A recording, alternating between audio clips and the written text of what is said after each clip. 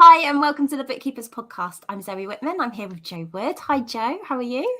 Hi, Zoe. I'm good. I'm excited for today's podcast. Me too. Wow. We've been talking about starting a practice a lot this month. We're running an offer on our startup program, which we will share the details of. And we were hoping to talk about starting a practice today. And then Sarah Twigg, who's joining us today, went and put this incredible post in our Facebook group and our Success Lounge, which is our members only group, about the success she's had since she launched her business last month. And we were like, we have to talk to Sarah about this because we need to talk like real life. What does it really take to start a practice? So Sarah, thanks so much for joining us. How are you today? I'm all right, thank you. Thank you for inviting me on. Oh no, thanks for being so flexible and like just jumping on it as well, because it takes courage as well, like it really takes confidence to be able to do this. So we really appreciate you taking your time to come and share with everybody your journey and your story. Do you want to start by telling us a little bit about who you are and what you do in your new life as a bookkeeper? Sure. So I'm Sarah. Hi. I run Twigg Accountancy Services. Name because obviously my last name is Twigg, but also lends itself to many, many puns like belief in yourself or give your bookkeeping some stick. I wanted to do bookkeeping for the longest time. I wanted to do accountancy for the longest time on my own, and I found it very intimidating, I think is the word, to try and kind of just strike out. When you've been in industry for so long and you're like, well, this is it. This is my job. This is what I do. This is my boss. These are my hours. And I wanted something different. So I decided to change my entire life pretty much within about 2 months. I've gone from, I did a timeline on the in the group, which was I started Twigg Accountancy Services on the 7th of January. I handed in my notice, I think on the 10th or the 11th of January. I negotiated early release, so I was out by the 21st of January. I had my first client before I left, which was, I think, the 12th, 9th, something around there of January. Then I joined here, the Success Lounge, on the 23rd-ish of January. And then I had my second, third, and fourth client. I potentially have a fifth today as well. We're just ironing out some details. Technically now I'm fully booked. So this is incredible, Sarah. This is amazing. Yeah. Oh my gosh. What I'd love to know, Sarah, is firstly, we all want to know how you've done this so quickly. But I want to go back a bit before we get to the juicy point that everybody wants to know. So you've worked in industry because you're very young. You look youthful. That's very kind. How long have you been was you in practice and in accountancy, and what are your qualifications? So I'm AAT qualified. I'm part SEMA qualified as well, but that's sort of back burner, way over there kind of thing at the moment. I've been AAT qualified for 5 years. I've worked in industry accountancy for 10 years now. Would have been 11, I guess, July-ish time. I've worked in farming industry. I've worked in manufacturing, food preparation, services. I've done a whole host. And I've worked from, my very first role was a purchase ledger clerk at a service place, and basically it was just data entry. And the last 4 years, I've worked as a management accountant on a farm and in a manufacturing business. So okay. So this is what I'm trying to find out is, was you in a practice, an accountancy practice, and then were you looking after clients, or were you in industry and you had a job and you was looking after a client? Because a lot of people stop themselves from setting out in business because they say, I've never worked in practice before. And so the fact that you're saying that you've had this great success without having that background might give somebody listening a bit of a boost and think, oh, okay, so you can have the qualification and not have worked in practice and still set up your own practice. Absolutely. So mine have been jobs for one person, or one business, sorry. And initially I had the same kind of doubts, like, can I do this for other people? But essentially what I'm doing is I'm doing what my job would have been for one person, but I'm doing elements of it for different people. And it's all about customer management or client management at the end of the day. We as accountants, we deal with lots of external people all the time. When you're working in an accounts department, you work with your suppliers, you work with your customers, you work with your other departments. So we already have that ability, I think, to talk to people and to suss out what people need. You know, when sales will come to you and they'll say, oh, I need a report that does X, Y, Z. They don't necessarily know that they need one that does X, Y, Z and also A and B, and we are there to fill in the gaps. And essentially we do that when we're working with clients, or I found in my whole 6 weeks that I've been doing it. They talk to you about what they think they need, and then you say, well, I can also do this, and this might also be helpful. And by doing that, you're sort of adding value, and you can take that from your job role. You know, if you've been doing management accounts, if you've been doing data entry, input, purchase ledger, sales ledger, reconciliations, you can take all that and give it to somebody who really, really needs it, you know, in a small to medium business or as a sole trader. I don't think it should put you off. It did to start with me, but I don't think it should. I love that you've identified that value add. Like, I think that's one of the I think it's like how we need to see that what we do transfers into another way of working. Or I always thought, you know, I've worked for lots of big businesses, but this is so vital for small businesses to understand this stuff. So how do I help them to understand it? And it's like seeing how transferable that is and actually saying, well, actually, I've got loads of experience I can bring here. I'm just coming at this from another way than they might expect.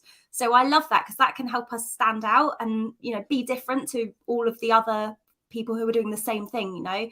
What was the motivation for you, Sarah? What was the trigger for you to start this practice at the beginning of January? I was working somewhere that had a lot of change, and I didn't think it was the healthiest place to work. And on top of that, on a personal note, my grandma died last year, and I didn't have the mental space or the time to go and see her, because I was doing extra hours for my 9 to 5. I was sort of working 7:30 to 6:30. And it wasn't something that I wanted to repeat. So September time, my colleague who was leaving where I worked said to me, have you thought about being self-employed? And I said, no, can I do that? But she had a friend who was a bookkeeper, and I got in touch with her actually first and said, so what do you do? Because I know what I do in my job, but what do you actually do for people? Like, I can't imagine a hairdresser, for example, wanting management accounts, and I can't imagine too many of them do, but they may want you to forecast for them and just say, right, this is going to be your income by the end of March, and these are going to be your costs. Do you want anything to change? And she just said that anyone could do it. And I thought, maybe. Then I found you guys, and I listened to most of your podcasts. I think there's still a few that I haven't yet, but I listened to most of your podcasts.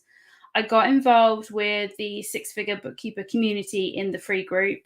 Listened to what they had to say. They're so supportive in there. I did a post, I can't remember when, November time maybe, asking for help, and they swamped me, and it was wonderful. And I just felt the love. It was lovely. And then I think you guys did an event at the beginning of November or end of October for the startup course. So I did that.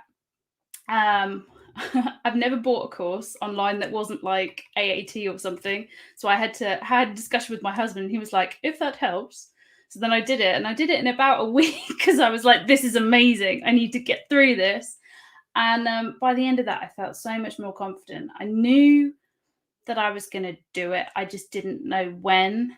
So then I went on holiday in December. And when I got back to work, I was like, right, do you know what? If I don't do it now, I'm never going to do it. I don't want to get to 60 and look back and go, I didn't even give it a go. So then, yeah, I handed in my notice on the 10th, I think.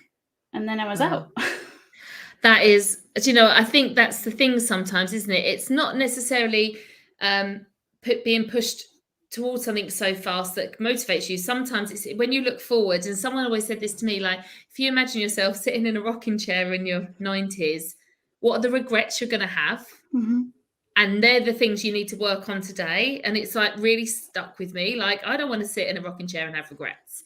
And that's kind of the thing that kind of pushed you. It's like, yeah, you could have stuck with it yeah, it wasn't great, but it wasn't horrific, and there wasn't a big event and a huge fight and all this that made you leave. But you just realise that life's too short, and I don't want to have any regrets, and I just want to give it a go. And it's interesting that you should say, actually, that you didn't know what a bookkeeper does, and we find this a lot. So people have got their qualifications, and like you're qualified AAT. You know, people might have gone through university and then come out and got their exemptions and become a qualified accountant. But they're like, well, what do I do day to day? If I was going to run a bookkeeping practice, what do I do and how do I help? So we actually have listened to everybody that has been saying that. And me and Zoe have recorded a video training on, and plus Paul, my husband, has come in as well to help on the parts of payroll, about what really do you do day to day? What are the processes? How do you help your clients, and what it's all about? And actually, we're going to add this in as a special offer for our startup program as a Valentine's bundle. I mean, we know Valentine's has gone, but the love is still there, and you can have access to this until the end of February for the reduced price. Is £120 off, which is including VAT, and it's for £239, and that includes the course that you have just mentioned, Sarah, all about how you start a bookkeeping practice. It's a checklist, it's a tick box, along with videos to the how to do each of the elements. And you do get 6 CPD points, but we are throwing in as a bundle, what does a bookkeeper do day to day as well, which I hope you find really helpful. And as you can see here, this was really kind of a catalyst, gave you the confidence to kind of push out of your own way and start on your, I can't believe your journey. It's absolutely fantastic. So if someone's sitting there now, they've got their qualifications, maybe they're working in industry, what would your advice be to them? I think it would be to assess the life that they want to lead in the future. That's what I did. I said, right, what hours do I want to work? Do I want to work weekends, or do I want to work in the week? Do I want to work evenings? Now, I like a flexible lifestyle. Sometimes I'm up at 5 o'clock, so I do my work in the morning till about 10, and then I have the rest of the day off. Sometimes I'm a bit lazy and I sort of do it middle of the day, and sometimes I just do it in the evening, and it fits me. You know, if I want to go see my mum and things, you know, I've got that flexibility. So I think really the first thing you need to do is think about what life you want. And I said this to a lady the other day. We were talking, I made friends with somebody else. We were talking about niching, and she really wanted to figure out her niche. And I said, well, why not, instead of doing it from what personality do they have, what industry are they in, do it backwards. So first of all, figure out how much you want to earn or what lifestyle you want, you know, how much you want to earn for the year, right? How much do you want to earn for the month, right? How many clients do you want to work for? Do you want 25 at say £500 a month, or do you want 10 at say £1,000, you know? And then work backwards from that, right? What can provide me this? And I think work backwards in a way. Figure out what you need to do. I mean, the startup course is really good because it is almost like a tick sheet. You know, you're like, right, I need my anti-money laundering in there. I need my insurance. I need my license, right? And once you've got all that, you can then start to build on it. I think the biggest, maybe the reason I've kind of got so many clients in such a short time is because I was able to quit my job. I know a lot of people aren't in the position where they can just turn around and be like, bye. So maybe if they're already working, it might be a slower build, but that doesn't mean that's any less progress, right? Baby steps will get you there, just in a slightly longer time, but they will still get you to where you want to be. So I think maybe just go slow and you'll be there. Did you go through that process, Sarah, when you were thinking about, you know, this is what I'm earning at the moment, and when I run my business, I guess you were like, I need to earn the same or more, I suppose. Yes. So did you then think, right, so I need to find X number of clients and I need them to pay me this? Yeah. So my goals were partly financial, but also partly time. I don't want to work any more than 25 hours a week. But at the same time, I want to earn the same as what I did when I was working 40 hours a week. And I think that's perfectly doable. So I started out with that mindset to start with. And the first client I had, now I know you guys don't charge hourly, but I figured I was just starting out, so I started hourly. And I had a conversation with a few people, a couple of bookkeepers and my husband, about what I should charge hourly. And I was like, 20, 25, that'll do, you know. And he said, nah, 30 minimum and go for that. Now, my first client, I said really nervously, I was like, yeah, I'm £30 an hour. And she was like, yeah, that's fine, and put it through. And I'm like, really? I should have asked for more. I should have done that. But I've done what you guys have said and said, right, in April with the new tax year, I'm going to review my pricing, because that'll be 3 months effectively that I'll have worked, and then I can figure out what I'm worth more, But absolutely. And I think that's so key, because when you're in the very early days, if you think of like a graph with your like confidence and time, confidence builds over time. And then actually you realize, wow, I'm adding this much more value. And I think really getting into the habit of repricing or looking at what you're offering, or offering new services to clients on a quarterly basis now with the few you've got, will make sure that scope creep doesn't creep in, and Absolutely. that there's no like offset of the fact you're adding more value to what they're paying. You're always keeping that in check, and they will understand, you can say, right, I've got a real understanding of your business now. Actually, what I think I could do for you is this, and that could help you, and keep reminding them that there's other things that you can do. I think we can very quickly get in the habit of thinking, oh, well, I've not mentioned it now, and they've been a client of mine for 2 years, so it'd be a bit weird to mention that I do that now. But it really doesn't matter.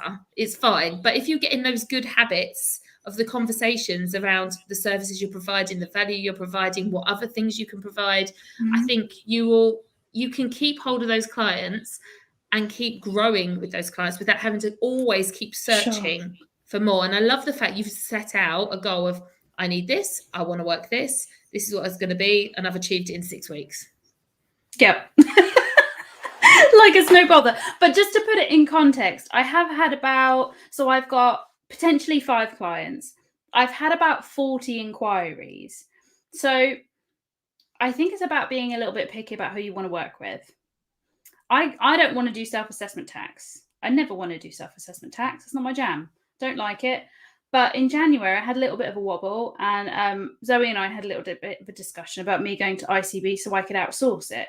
Well, actually, I don't want to take on those clients either. There are so many other bookkeepers who could do tax, who want to do tax as well, and are interested in it, and I can add value to that client, that they're not for me. So I passed on those.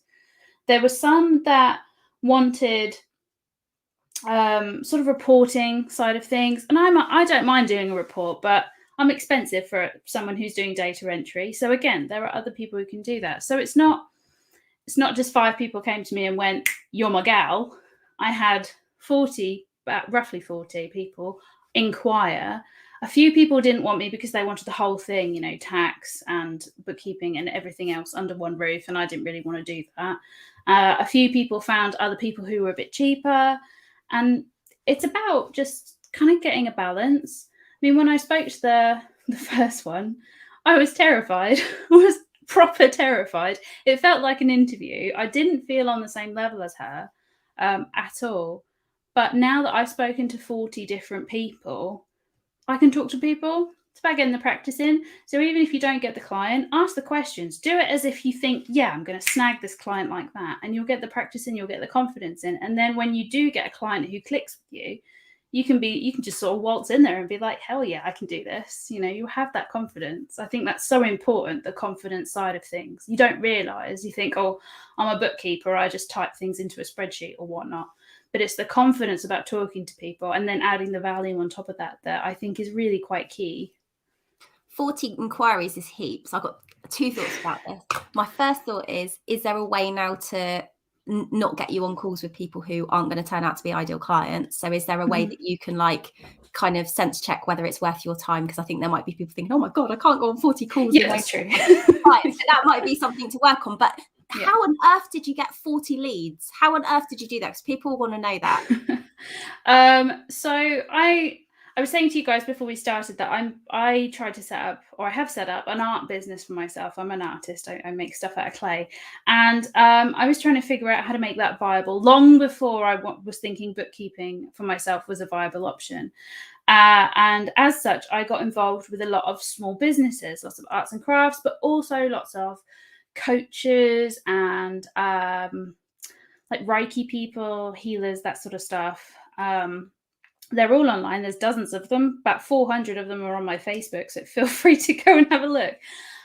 But because I'm involved with a lot of small businesses and I put my personal Facebook profile out there, it is a relatively new one because I decided to rebrand myself when I got married. So I just made a new one.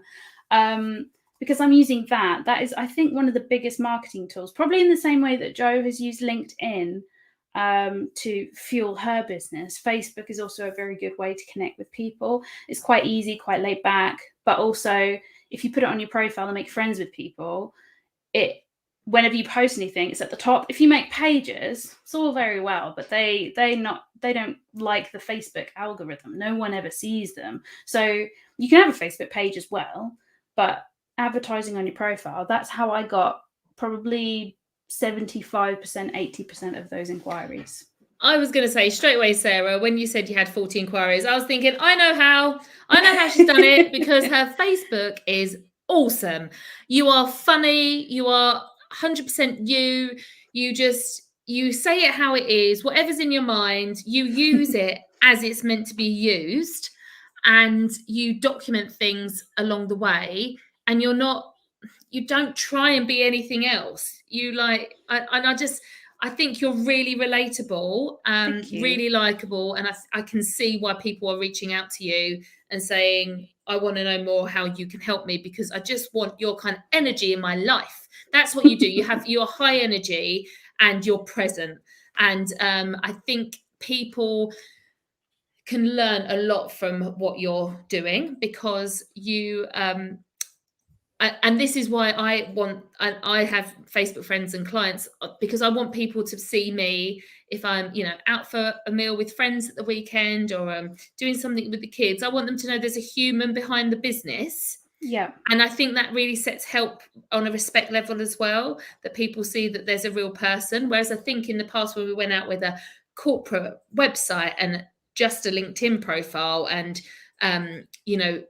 it was cold, and it was a service. You were after a service where people want connection with you. Yes. And I think that's why you're like this human magnet for bookkeeping services. People just like, I want whatever I literally have said, I think I've said to Zoe, whatever she's on, I want to be on that, because that is, she's got this energy and stuff. So I think that's definitely what you've been doing.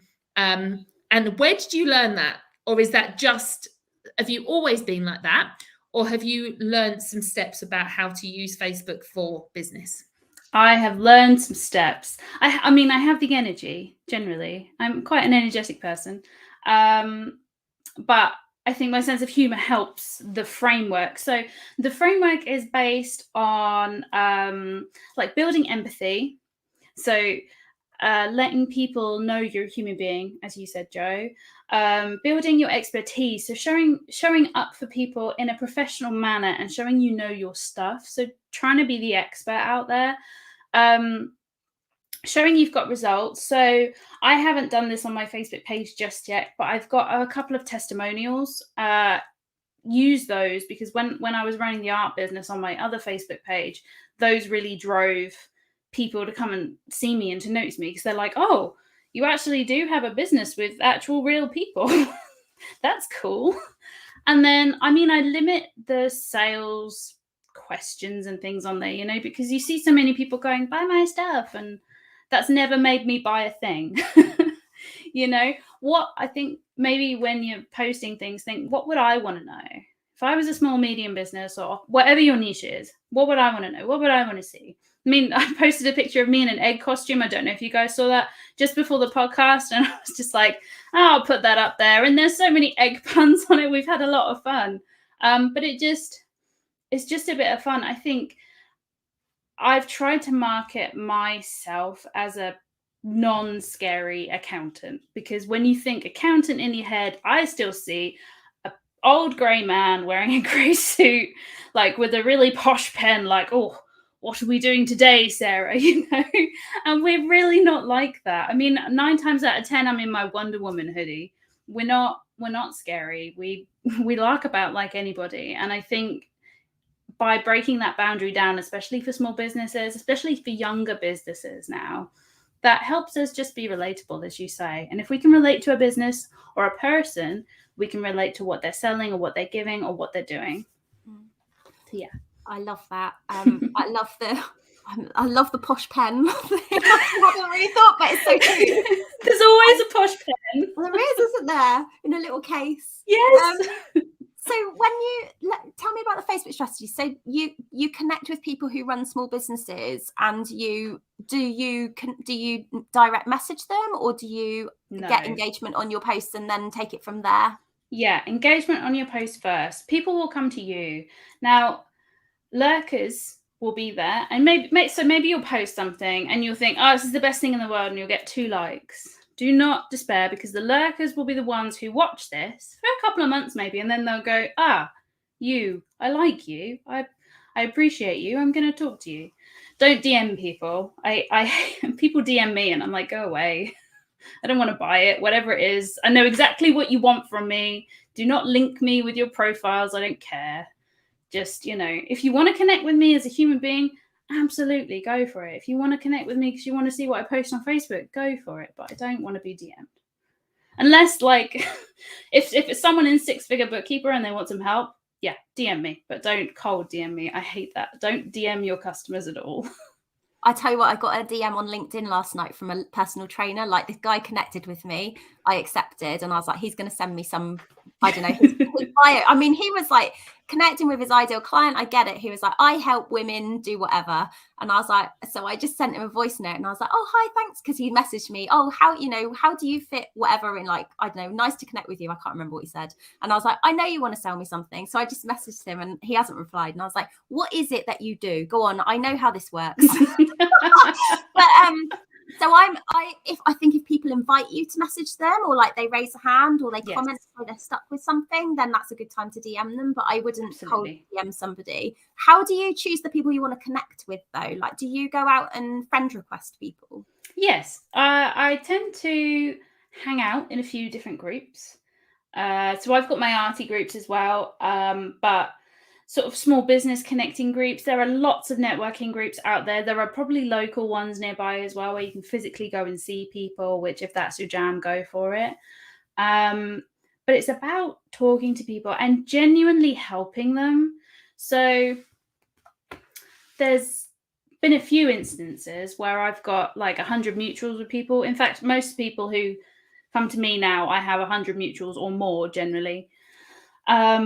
And they do genuinely just want some help. So they'll message me without connecting. So then I'll friend request them. But there's a lot that if I see they've got 150, I don't know, mutuals on there, I click on them, I go, oh, well, there's nothing racist or sexist on your profile. You can be my friend.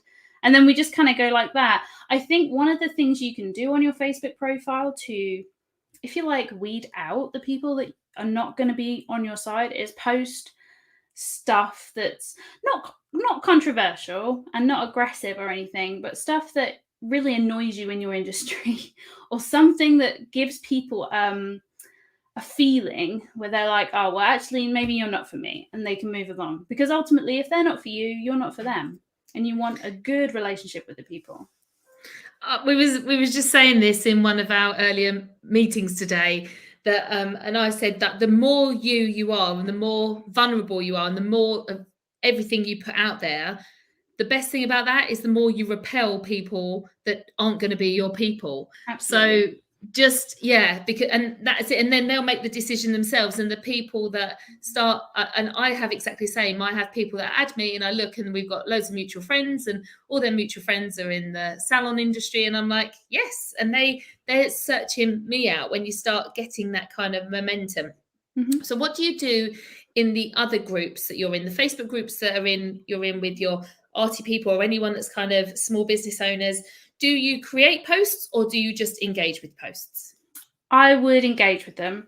There's nothing worse than going into, say, a small business group and going, this is my stuff, this is why I'm awesome. Because two reasons. Some groups will think that you're poaching people and they'll just ban you. And secondly, you look a bit big-headed.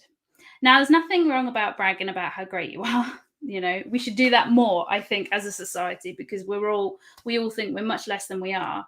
But engage with people. So if your ideal client, for example, is in a small business group and you see that they're having trouble with tax, or they're having trouble with just something simple, you know, numbers, or they don't know when a deadline is or something, just help them. Just genuinely help them. The more you help people, genuinely, I'm a bit at fault at this because I'll sit on a group for ages and be like, oh my God, yes, have this essay. But the more that you help people, the more that people will A, see your expertise, and B, they'll like you because you've taken time out of your life to help them for nothing. I mean, you're not expecting a tenner for your advice on Facebook, you know, but you're adding value to them. Now, they might not become your client, but their mate might, or their hairdresser might, because they've heard of how you've helped them and they've gone, oh, my hairdresser's got the same problem. Do you mind speaking to them? And you can go, yeah, well, I do a power hour for 60 quid. We can have a chat about it. And there you've got a client. And that might potentially become a monthly client. So it's all about just, I don't know, just be nice to people, make friends. Absolutely. I love that. And that's exactly what I do in the groups that I'm in. I'm not really a big poster. I don't post that much brand new content as much as maybe I could do, but I do engage. I do go and look through and see if I can help people. And then if there's like lots of the same questions that pop up, I have said to admins of groups before, you know, especially in COVID time, I was in groups and they were all asking these questions. I was like, would you like me to do a live Q&A or something with your group, you know? And he was like, oh my goodness, yeah, that'd be amazing. And obviously if you go in there genuinely thinking, how can I help? How can I help? How can I help? You will automatically start getting people searching you out, finding you. And like you say, those lurkers, there might be people that have never engaged with you, but they know you're there. I have people that come into my, you know, my message requests. So we're not friends. And they're like, everyone keeps talking about you. I need to know more, you know, and I'm thinking I've never seen this person in my life, but it's just gentle. It's encouragement in that group as well. If someone does something really good, or I congratulate people, I just become part of the community like anybody else. And I think that's the thing, isn't it? You just become a nice, likable person that's helpful. Isn't that what anyone wants from a service provider? Yeah, build your reputation like you would if you were at work. So you're never going to slag off sales, you know, you're going to help them. If they ask for help, you'll help them. Same with anybody else in the business. And I think that translates to the wider community. Be that person who even goes out of their way a little bit just to help people. That's amazing. Sarah, those the 5 clients, or the 5th potential client you've got, yes, did they all come from Facebook connections, or did it come from somewhere else? 2 came from Facebook. Mm-hmm. No, 3, 4. I lied. Sorry. That's amazing. That's the proof, isn't it? That's the proof that you can make this work. How else would you recommend people look for their first clients? My very first client came from a friend of a friend. I don't know if I'm repeating myself. If I am, tell me. But it came from a friend of a friend. The friend had a VA, and the VA became my friend. And the VA goes in VA circles, obviously, virtual assistant circles. And she was like, well, I know so many who need virtual bookkeepers. And I was like, I don't even know that that's a thing, but thanks. And then she shouted about it in a group. And I think that was the first 5 inquiries. And that first client I got from that. The second client is a friend of my husband's. So that's a friend. That's not a Facebook one. The third client is off the back of the first client. So he's the CFO of the first company that I work for, but he also has another business that he'd like me to do extra work for, because he saw how good my work was in the first couple of weeks and how quickly I picked it up from the first client. So he could see the level of detail and everything else. So he was my third client. So kind of in a roundabout way, he kind of came from Facebook. My fourth client was a lurker in the 6-figure bookkeeper group. Oh, wow. Yeah. I don't think that we'd specifically connected, but she's adorable. So I'm working with her. And then the 5th client came from Facebook, just via my page, just a random email. Wow. And then we talked things through. I love that. One of the things we say to everyone, if you've come on any of our startup trainings, is make sure that people you know already know what you do and can explain it really simply, because I think a lot of the time people don't know what a bookkeeper does. That's one of the reasons we recorded the training, actually, because we know we've got these skills because we've been doing this in this industry for such a long time, but we don't really know what that looks like as a business sometimes. Yeah. And that if we don't always know, like, I'm going to set up a bookkeeping practice, I think I can do this, but I don't know what actually my day-to-day would look like, which isn't as daft as it sounds, actually, as it comes out of my mouth, because I think if you haven't worked in practice, you don't necessarily know, or you don't know what the possibilities are for you. If we don't know, how on earth is a friend or a friend of a friend or your brother or someone going to know what you do? So we need to really make sure those people can say what we do so they can help us spread the word. And that just shows that within our networks we already have. And I think we fail to realize, like, we've got we've got connections that we see at the school gates, or that we used to play a sport with, or, there are all sorts of networks that we're a part of, and we can use them to get introductions. And Jo and I were talking earlier about a kind of trust timer. Like, the more time you spend in front of people, the more time they get to know you, and you sort of build this rapport. Like you said, you'd listened to a lot of our podcasts and then you joined our group. I think you even posted that you'd been a lurker in our group maybe sometime last year or something like that. While. Yeah. And so I think, like, it just takes time. You get to know people and you're like, oh, hang on a minute, actually this is really helpful, and I think I need that. And that's great with, like, your Facebook connections and the people who are looking at your profile, but with the people you already know and the people in your network, you've already got that. So the fastest way to find a client is to speak to people you already know, because they're going to sing your praises and help spread the word, but they need to understand what it is you do. Yeah, 100%. Fab. Oh, Sarah, thank you so much for talking to us today about this. I think lots of people watching are going to be really inspired and thinking, like, how can I go and do this for myself? And, actually also people who are looking for their next clients and maybe have been trading for one, thinking, like, actually Facebook is really powerful. Like, there's stuff I could be doing that I haven't thought about. Yeah, incredibly. I mean, that's the basis of my entire business right now. Absolutely. But it's working. And thank you so much for sharing.